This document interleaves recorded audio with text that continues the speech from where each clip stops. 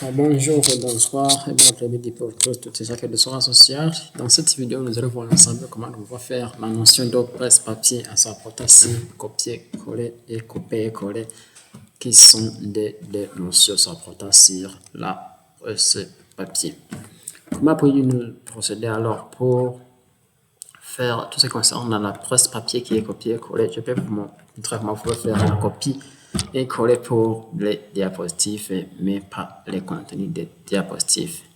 Une fois que nous sommes dans Microsoft Office PowerPoint lors de la presse-papier des diapositives, pour faire la mention de presse-papier, il faut d'abord sélectionner le diapositive en cliquant sur le diapositive seulement.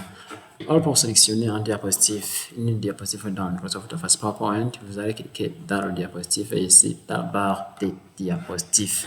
Et puis vous allez faire un clic droit dans le diapositive et puis vous allez faire copier et puis vous allez descendre ici en bas des diapositives et puis vous allez cliquer sur nouvelle diapositive et puis vous allez choisir diapositive vide et puis vous allez cliquer sur coller. Vous voyez ce que j'ai copié puis j'ai collé tout ce qui se rapportait dans le contenu de diapositive. Nous pouvons procéder pour faire la copie et coller pour les autres diapositives.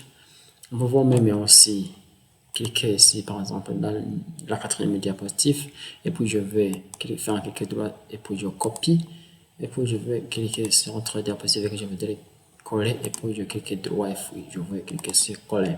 Vous voyez que j'ai aussi fait la notion de presse-papier qui sont copiés et collés. Comment pouvons-nous alors procéder pour écarter des diapositives? Vous voyez par exemple la première diapositive et la deuxième sur les mêmes quand j'ai fait la notion de presse-papier avec copier et coller. Comment pouvons-nous alors faire décaler cette première diapositive pour la transformer en troisième ou bien pour la mettre en quatrième ou bien en cinquième diapositive? Je sélectionne, vous voyez, en cliquant dans le diapositive et puis je vais pointer le curseur dans la barre de diapositive et précisément dans la diapositive que je voudrais déplacer, puis je vais appuyer sur la touche bouton gauche de la souris et puis je vais descendre là où je voudrais le mettre. Vous voyez ici, je peux le décaler et puis je vais le mettre par exemple la sixième ou bien la cinquième. Vous voyez aussi que j'ai déjà aussi déplacé cette diapositive.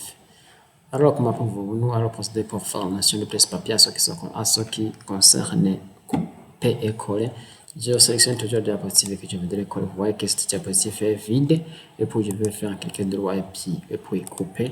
Vous voyez si je fais couper, vous voyez ici ça va, je ne pouvais pas y trouver de là où il était et puis je vais cliquer droit et puis je vais coller. Vous voyez que j'ai aussi coller l'ultime diapositive et c'était en diapositive vide.